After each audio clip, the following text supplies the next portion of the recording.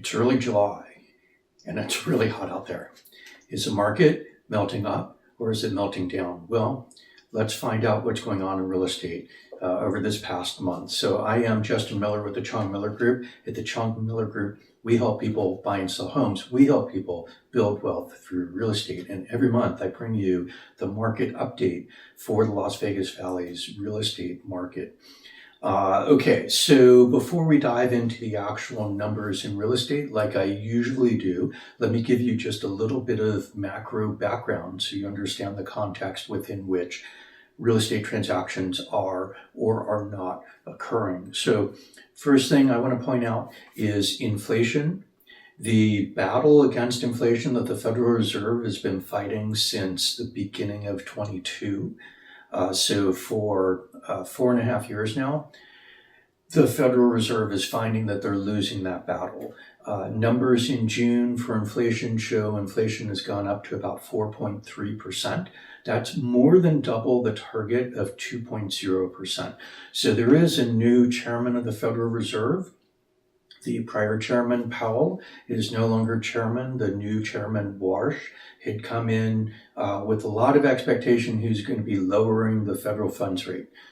Well, the lowering of the federal funds rate is probably not going to be occurring. And in fact, inflation is pushing up interest rates generally.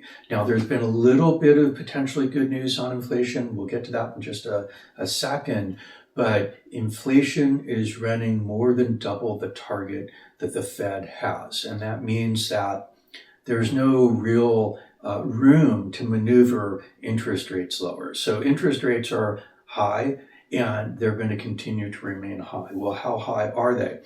The interest rates for 30-year fixed rate mortgages running just about 6.5%, plus or minus 0.1% over the past month, right? So for those of you who may have been banking on interest rates coming down, because that's what the political environment had suggested, oh, interest rates will be coming down, you've been banking on the wrong thing, right? Inflation pushing rates higher, and that'll continue to be the case. And by the way, the Trump war against Iran maybe has ended. I don't know, we're in some strange memorandum of understanding about potentially negotiating a ceasefire or maybe even an end of the war, with some level of fighting going on back and forth between the Iranians and the US.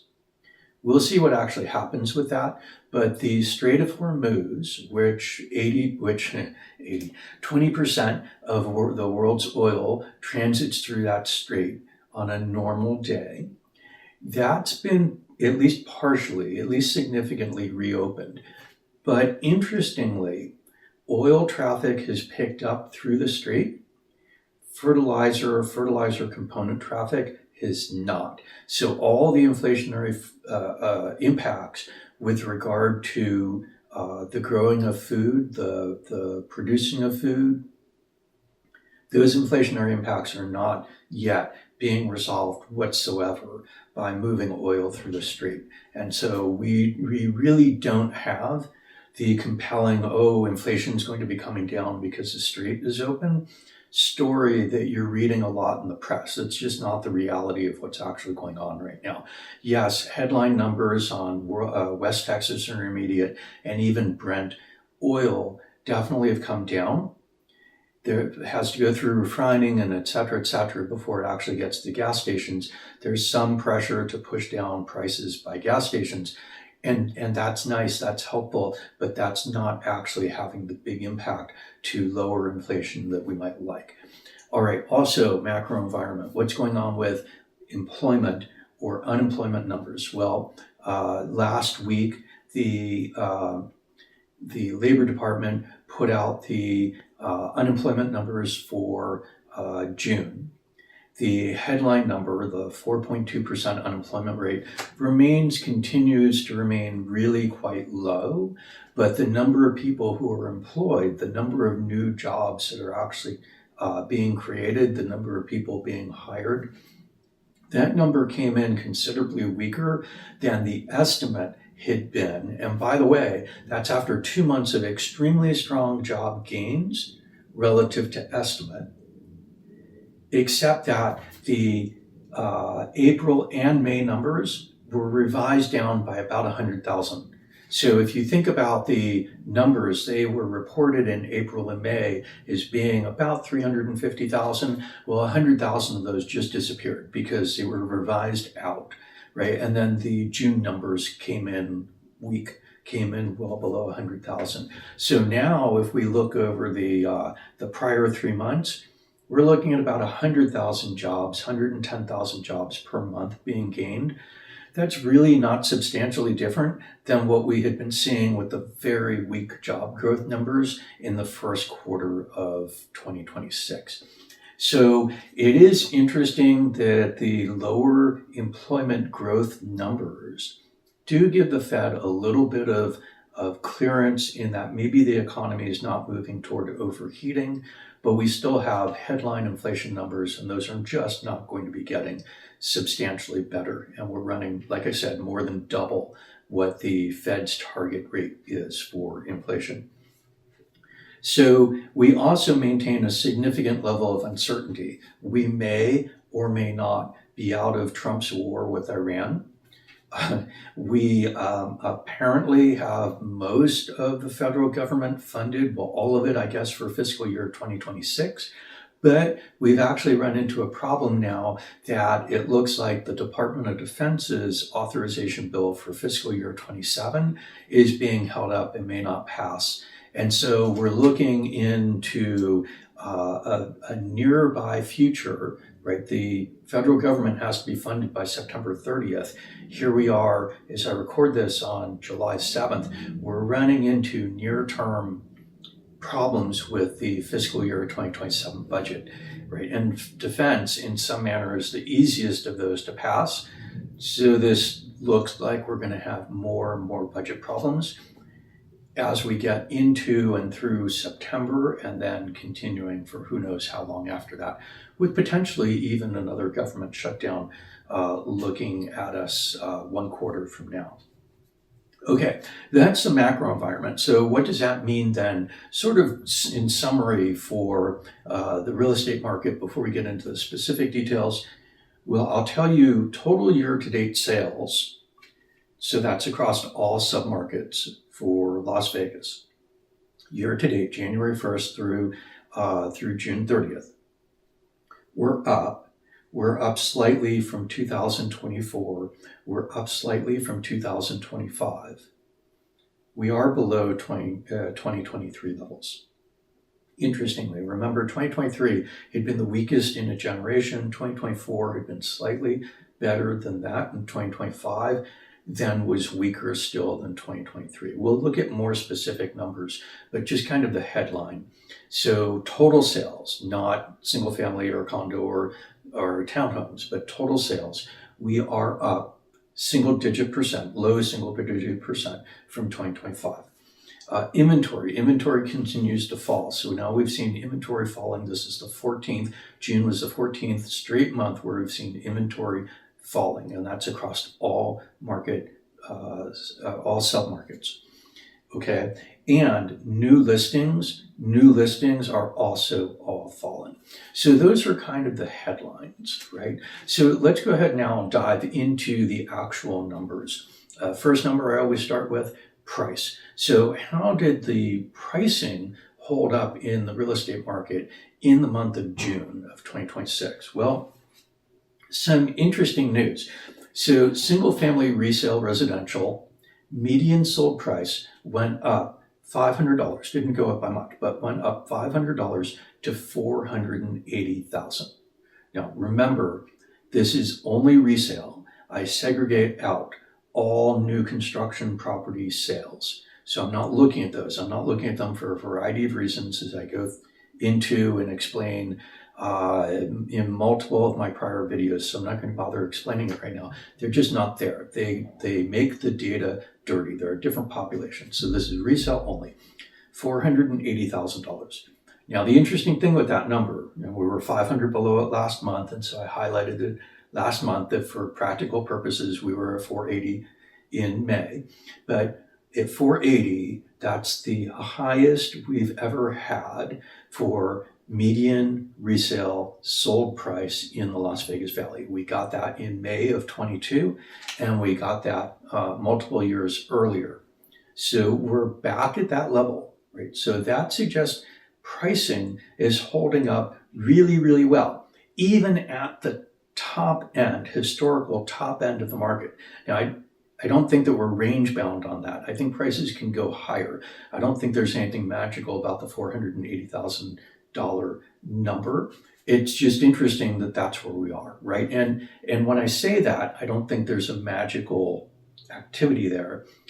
I'll compare that to temperature, right? Here we are in July. In 2024, right? Not last year, but the year before, right? We saw temperatures go up to 117 degrees. We'd seen temperatures go to 117 degrees in Las Vegas in 5 prior years. Okay, that had been the maximum temperature that we'd actually recorded in Las Vegas, 117 degrees. That didn't mean that that was the absolute hottest it could get in Las Vegas. It just meant that, hey, we'd gotten to that level, and we'd gotten to that level in 5 separate years, over actually a period of about 60 years. We had seen that happen 5 times. Well, in 2024, we not only got to 117, we also got to 118, we got to 119, and we got to 120.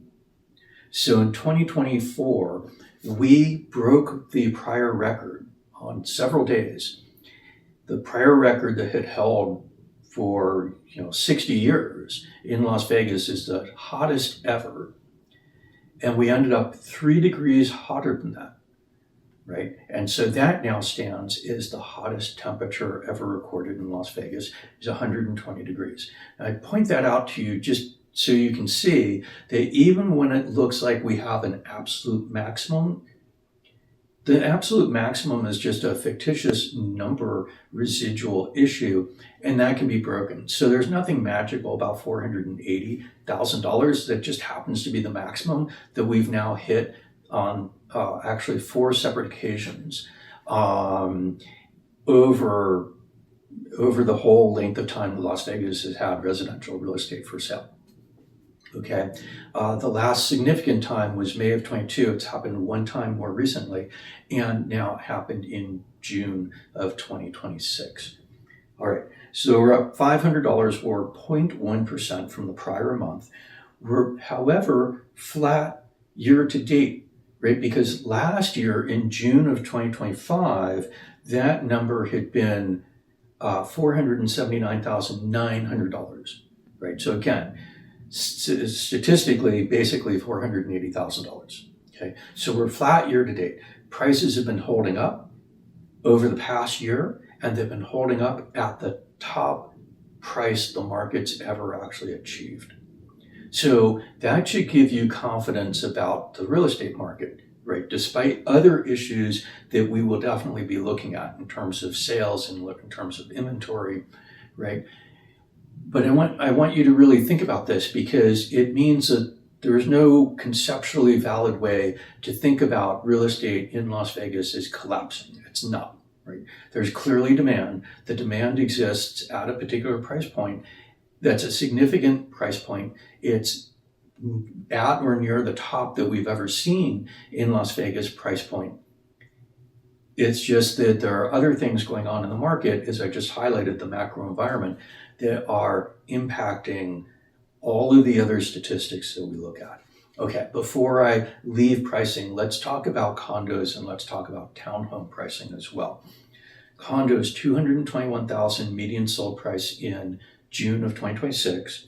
That's down $4,000 from $225,000 the prior month. It's down 1.3%. And we're down 7.9% year over year. Now, I had commented last month, it's true again for June. We don't seem to be range bound on condo prices. Condo prices have been weak. They've been weak for most of a year. And so it's not like condo prices are collapsing. We're only down 7.9%, but we don't see the strength in condo prices like we're seeing in single family homes. Okay? So something to note. Townhomes, $332,500. We're up $1,000 on townhome pricing for the month of June relative to the month of May. We're up 1.0%. But we are down 3.6% year over year. And I had commented as well in the prior video that townhome prices, we do seem to be somewhat range bound over the past year or so. It's a little bit larger range than we're seeing in single family homes, but we're bouncing around in that. We've not broken out to the upside, clearly. We've also not broken out to the downside. Right, we're hovering within that. So townhome prices up month over month, 1%, down 3% year over year. Now, pricing insight, and this is one of those measures that I look at to indicate what's going on in the market in terms of sort of inside the market. Price per foot up $1. That's for single family homes. That is approximately statistically in line with the 0.1% increase we saw in the median sold price. However, condo and townhome per foot prices came down. They actually came down significantly. So something to keep an eye on that might mean that we're going to see some additional pricing pressure in condos and townhomes going forward. It also suggests that we may actually be seeing more strength in sort of median townhomes and townhomes and condos as well that are priced below median relative to high-end townhomes. There's been a significant amount of townhome development over the past couple of years in Las Vegas, and much of that activity is skewed toward the high end. We could actually be seeing, and what these numbers indicate is we're seeing some weakness in the upper end of the townhome market. In fact, seeing weakness also in the upper end of the condo market. So something to keep an eye on going forward. We're not seeing that kind of weakness in the single family home space. We're actually seeing prices on a per foot basis at the median going up kind of in line with the actual sale price, suggesting that the entirety of the single family resale market is behaving pretty consistently across various price tiers. I just want to interrupt myself for a second and say one of my regular viewers had asked a question about looking at median prices and how prices were holding up and changing across different price strata within the marketplace. And while it's possible to derive that information, it's actually extremely costly to find that information, right, in terms of dollars to accumulate the data, but also specifically in terms of time. The data, it doesn't derive in a way that's analyzable like that. And so all of the data needs to be converted to be able to engage in that kind of analysis. So, sorry, it's not likely that on free videos that I'll be doing that level of additional work and giving that away. Okay, now next, that was pricing. Next, let's look at sales, right? How many units sold in the Las Vegas Valley in June of 2026, right? Because sold is our demand measure. We see the amount of demand based on the actual closed activity. Okay, single family resale, closed sales 2,080. That's up 222 or 11.9% month over month. So pretty healthy gain, right? And that's for June. So that's over May. We would expect to see gains in June just based on seasonality, but that's a pretty healthy gain. We are up 17.8% year over year. So that sounds really good, but I want you to keep in mind, last year was the weakest year we've seen on a per capita adjusted basis in Las Vegas since the 1970s. Okay, so really weak numbers that we're measuring off of. We're actually below the number for 2024. We're above the number for 2023. We're above the number for 2025. So good, right? We may be plumbing a bottom here at the low end of activity. So we're up, that's nice. but we're up off really weak numbers. Okay, condos, 214 sold in June. That's up 13 or 3.1% month over month. It's down 1.7% year over year, and we remain on condo sales below the levels of 2023, 2024, and 2025. Okay, so condos, we don't see stabilization yet in terms of total sales for condos. We're still, that market is still getting a little bit slower. And the next data point is actually interesting as related to that. Townhomes, 238. Now, last month I pointed out the townhome number of sales was above that for condos. And it actually was the prior month as well, in April. It's really unusual inversion to see townhomes being a bigger portion of the market than condos here in the Las Vegas Valley. And we see that for a third month in a row now in the June numbers. Now, we're not a lot higher than condos, but it's really unusual because the housing stock, right, the existing houses that exist in Las Vegas, we've got a lot of condos, and we have, relatively speaking, very few townhomes. And there's a variety of historical reasons for that.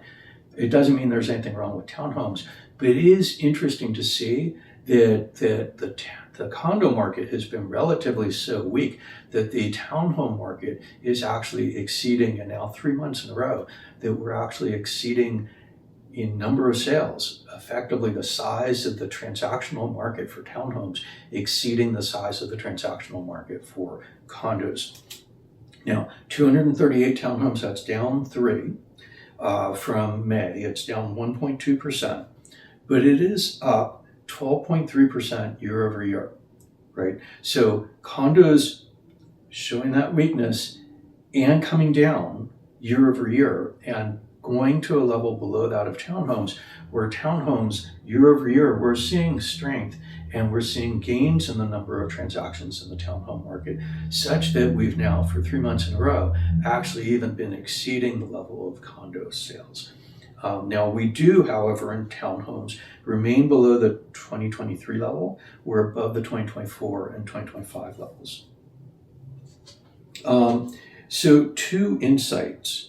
One, pending sales, right? Those are contracts written, not yet closed, are up marginally in all submarkets, single family condos and townhomes, but only very weakly. So it's kind of interesting to see this increase in pending. We normally see more pending than sales in most months outside of the sort of outside the fourth quarter of a year.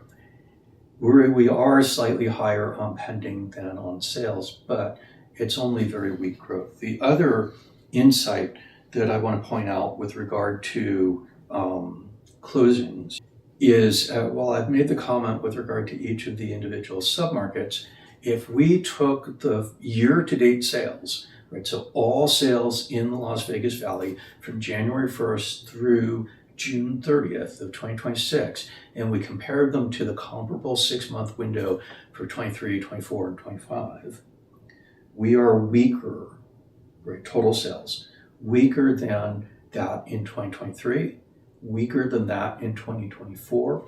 We are stronger than 2025, but we're only stronger by 2.7%. And again, that's off historically low volume, sales volume last year. Okay, so it's good that we're, up from last year, from the depressing levels of last year, but we're only up by 2.7%. All right, next item. Since we've looked at demand, now let's look at supply. This is the inventory, the standing inventory, and also then the newly listed inventory. So let's look at standing inventory. This is what's in the market available for sale, how much people can actually go and look at when they're making a buying decision. Single family resale inventory, 7,109. That's down 280 from the prior month. It's down 3.8%. And I just want to make a note here, because if you've been watching these videos over time, you may sometimes think, that number seems different than what was presented the prior month. And it is, right? Remember, I always record these on the 7th or 8th of the month based on data that I capture on the 7th of the month. And I wait until the 7th of the month to capture the data because the MLS is updated on kind of a voluntary, semi-enforced voluntary level by all of the agents in the valley. If you've got a sale, you report it into the MLS. If you get a listing, you report it into the MLS. If you have a sale and it drops out of contract, you report it into the MLS, right? And if you don't report it into the MLS in a timely manner, there may be a fine imposed by LVR, the Las Vegas Realtors Association, but some agents are willing to pay those fines, apparently. As well, LVR goes through and does audits of all of the data that's reported into the multiple listing service, and sometimes will make some significant changes across what the data fields say. Now, if I were to pull the data on the 1st of the month, all those sales that took place on the last day of the prior month probably not going to be updated. In fact, it looks as though historically, that once we get to the 7th, the data becomes pretty stable. There'll still be small revisions going forward in time. Someone pays their small fine because they forgot to record something.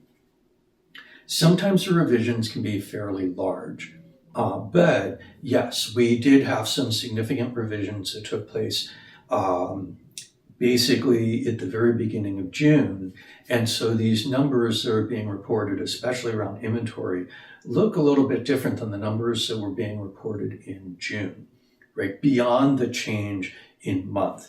So what we actually have reported in June is 7,109 single-family homes for sale, down 280 from 7,389 that were now reported in May. Okay, so that's down 3.8% month over month. In other words, inventory fell. Inventory fell in reality from May, irrespective of the way the numbers, the specific numbers, actually look and are being reported and therefore being recorded into the video. Inventory came down. And inventory came down 10.4% year over year for single-family residential resales. Condos, 1,643, that's down 78 or 3.8%, down 8.6% year over year. And townhomes, 1,082, that's down 100 or 8.5% month over month and down 6.8% year over year. So these are the real current as audited numbers. And these are the real changes from the real current prior month numbers reported in the MLS. Okay, so 2 insights. 1, all segments are now reporting below year ago levels, right? 10.4% below year ago for single family, 8.6% for condos, and 6.8% for townhomes. And this is also the 14th month in a row where we've seen inventory coming down on a month-by-month sequential basis. Now, the other insight is, and I'm not showing you the specific data, but newly listed. So those are new into inventory sellers, new sellers deciding, let's go ahead and list our home, okay? New listings came down substantially in all submarkets in June. Now, we're in that sort of seasonally transitional period as we come into July, where we expect to see some inventory build in June, some new listing build in June, but July, August tend to be slower months in the Las Vegas Valley, differently than a lot of the areas, other areas around the country. And so we will start to see normal seasonal decreases. They may be bigger than normal, they may be less than normal, but normal seasonal decreases going forward in time in terms of inventory. This is hitting a little bit early and the reductions in new listing are substantial, suggesting that we've got further inventory problems in front of us. And by the way, supply, inventory, and sales, demand, those interact, right? Because if somebody wants to buy a house and they go and they look and there's no houses to buy, they can't buy one, right? So their demand becomes pent up, non-executable, right? Or they go and they look for houses and they find three, and none of the three are the right size or the right community or the right shape or the right feature set or what have you. They can't buy, right? So when we see really low inventory, it has an impact not just by making each individual listed house perhaps more valuable because there's fewer houses for people to buy, but also in terms of keeping demand measured as sold units, keeping demand restricted because the particular product that people want to buy, a person wants to buy, isn't actually there sitting in inventory. And so low supply both increases prices and also restricts the actual recording of sold contracts. Okay, now one other inventory point. I've not redone this number. I do it about quarterly. But in April, I had looked at and segmented all of the inventory basically all listed homes, to find out what the median list price was on all the homes. Remember, median sold price, and when I do that analysis, I only do it for single family because that's approximately 80% of the overall market. It's tedious, difficult work, and to try to do it in each of the smaller submarkets doesn't really make sense unless it becomes really relevant for a specific client. So single family, I look at approximately quarterly all of the listings to find out what the median list price is. And then I compare that with the median sold price to see how close the seller and buyer markets are to each other. And with the April data, I had found that the median list price was $580,588. That's still $100,588 higher than the now median sold price rate, which has gone up over the past 2 months.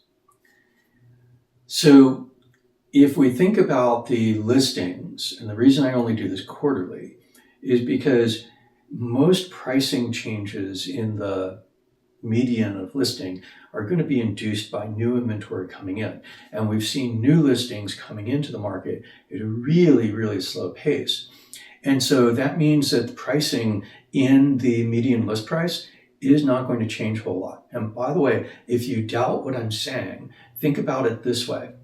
The median sold price between May and June changed by $500, right? So the pricing data doesn't change a whole lot in the aggregate when we're looking across months, because we'd have to move the prices on almost everything that's sitting in inventory or everything that's sold, right? So median sold price went up by $500. Median list price may have gone up or down. I don't know. I'm just assuming still that it's $100,588 too high at $580,588. But what that means is we actually are still sitting in this kind of worst gap that I've ever seen between median list price and median sold price. A lot of the inventory out there is fake. Well, how much? Well, it turns out about 48% of the houses that are listed for sale are not priced in a way that they would be discoverable. So they're what I refer to as fake inventory. It turns out there's about 3,700 homes sitting in inventory that are available for sale. Yes, certainly that is more than the 2,080 that sold last month. But if you think about it, it's actually not much more than 50% higher, which means that we'd run out of inventory in 6 weeks. If no new inventory came in, and new inventory coming in is falling rapidly, we'd run out of places for sale that are legitimately listed, right? So this is actually really tight, constrained inventory. In fact, it's about a third of normal inventory for the Las Vegas Valley at this time of year, right? So in the next market update video, I will likely be doing the median list price analysis again, but we're going to see something pretty comparable. And while I've been doing this, we've generally had a gap between like $85,000 and $115,000. So between median list and median sold, this is really a significant issue. All right, one more statistic that I give you every month, and that is back on market. This is contract failures, where a contract failure is measured by back on market, meaning it had gone into contract, fell out of contract, and came back into the market. It's the closest measure I can get to failures. It does not capture went into contract, fell out of contract, and did not go back into the market. So this is an undercount of contract failures, but it's as close as I can get. And the undercount is unknowable, but it's probably fairly small. Most people who listed their place experienced a contract failure relist, okay? So 738 failed contracts for single family residential resales in June of 2026. That's 26.2% of all of the contracts for single family resale. Okay, more than a quarter. Condos, 138 failed. That's 39.2% of all condo contracts failed, came back into the market, right? Bigger percentage, unknown, maybe it's 39.3, maybe it's 40.2, whatever. We don't know that gap, but we do know that 39.2% of contracts failed and then came back into the market for condos. Townhomes, 108 failed contracts, 31.2% back on market rate. Absolutely horrible numbers. And these numbers, right, since I've been recording this particular statistic in October of 2020, we've been seeing these really elevated back on market numbers. These numbers should be way below 10%. And we're sitting 2, 3, almost 4 times, well, actually 4 times the way below 10% level, 4 times the level of contract failures that we should be seeing in the market. It's a real sign of unhealthiness, as is the lack of inventory and the reduction in new listings, creating even further lack of inventory, and the really low level of sales, the expressed demand is measured by actual closed contracts, which is partly predicated on high interest rates, partly predicated on uncertainty that's also driving those high interest rates, and partly predicated on the lack of inventory. These are unhealthy signals in the marketplace. And with all of these unhealthy signals, it's remarkable how well pricing is holding up. I don't think we're going to see pricing collapsing. I think that pricing will continue to hold up for the reasons that I've outlined. It's just remarkable that the underlying numbers, the actual data that tell us about how the market's behaving, are all showing significant weakness, significant levels of unhealthiness in the Las Vegas real estate market. And by the way, this is not unique to Las Vegas. We have our own specific statistics. We have our own specific expressions of supply and demand. But we're seeing these kinds of problems throughout the entire country. So, okay, I am Justin Miller at the Chong Miller Group. At the Chong Miller Group, we help people build wealth through real estate. If you are interested in learning more about real estate, engaging in activity in the real estate market, or if you know people who are, please reach out to me. Share these videos with your friends, your neighbors, your family, your colleagues, people who you think might benefit by having actual knowledge about what's taking place in the real estate market before they step in to actually engage in real estate activity, so that they don't hurt themselves, so that they actually don't end up in bad contracts or failed contracts, so that they actually can be productive members of the real estate market space. Okay, I will see you in the next video.